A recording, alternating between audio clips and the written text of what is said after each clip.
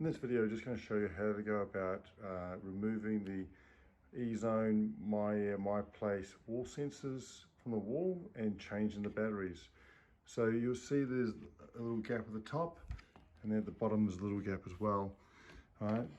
So there's a front and back to the wall sensor. You can see a slight line down here if I pull it apart. So gently, just leveraging off the top. With your finger or fingernail in the top gap, and what you're doing is just picking it off the little holder at the top and taking it off. As you can see now, we've got the wall sensor off the wall. So what we're going to do is slide out the battery from the wall sensor,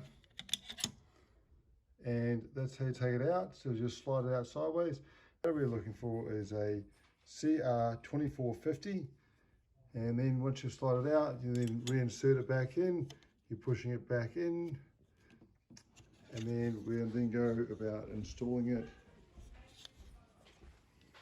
So when you go to install it, so you'll see the face looking at the wall sensor, the back plate says this way up, and then you will see that there's a gap at the top of your wall sensor.